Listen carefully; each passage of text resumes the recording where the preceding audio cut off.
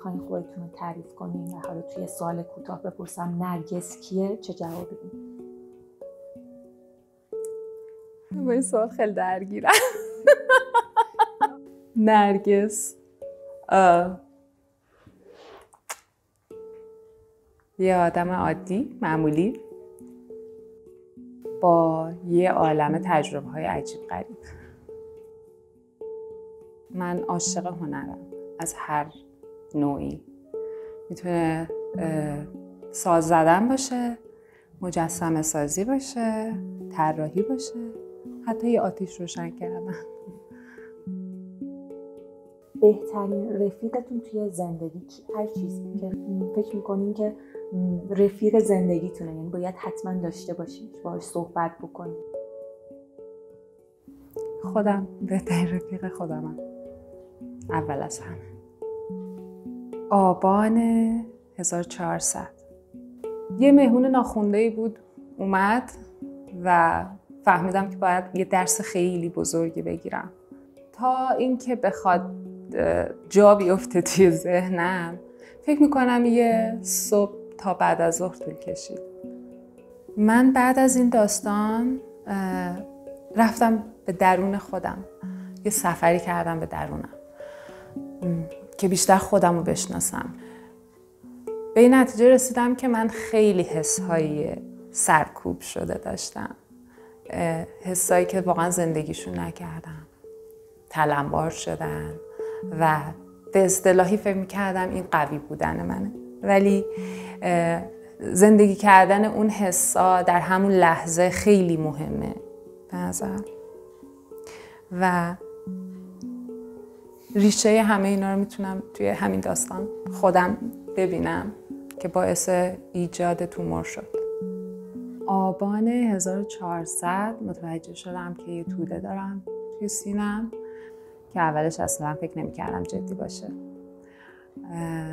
و بعد از درآوردنش و بردنش توی پاتولوژی متوجه شدیم که خطر جدیه. خیلی شوک شدم چون سالها قبلش آزمایش ژنتیکم منفی بود. دلیلی که این آزمایش هم دادم به خاطر این بود که مادرم و خواهرم و پدرم هم از سرطان فوت شده بودن. اولین چیزی که به سرم زد وقتی که دکتر اینو گفت، تمام خانواده‌ام اومدن جلوی چشمم و تمامشون رو درک کردم در اون لحظه وقتی که این خبر رو شنیدن، تک تکشون. و ناخودآگاه حق میکردم و گریه میکردم. هر صبحی که بیدار میشدم اول خودم چک میکردم ببینم خب امروز این حالتم بهتره، اون حالتم بهتره. پس هیچ لحظه‌ای رو واقعا از دست نمیدادم برای اینکه به خودم برسم، برم عزیزامو ببینم، یه برنامه سفری واسه خودم حتی تنهایی جور کنم. همه اونا منو به فرداهای بهتر خب وصل میکرد. بعد از داروهای سنگین شیمی درمانی چند روز مجبور می شدم که بخوابم و توی همه اون مدت که حال خوبی نداشتم یه ذکری رو با خودم تکرار می کردم. یکیش این بود که دوست دارم، به خودم و به سلولام می گفتم.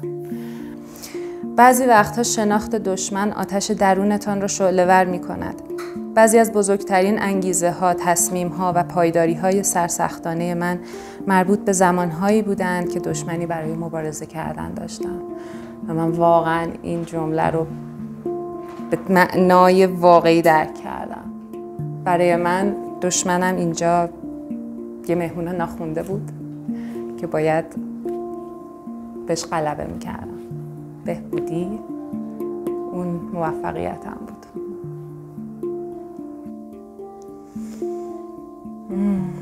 یه دشت سبز با یه رود پر آب، یه عالم پروانه و گل و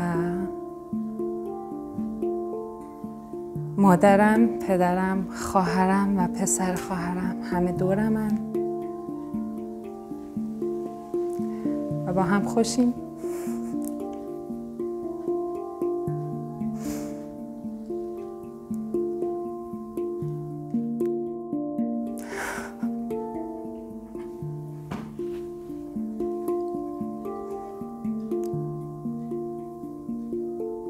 این قشنگترین چیزیه که تصورش میکنم خیلی وقت.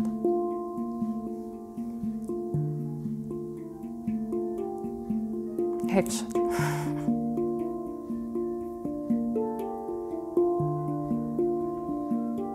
الان به یه شخصی که تازه فهمیده دچار سرطان شده چی میتونیم بگیم؟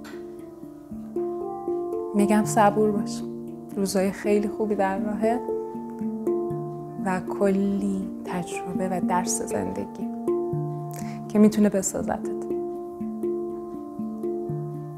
تسلیم نشو، پذیرا باش، هر چیزی که اتفاق میفته رو بپذیر.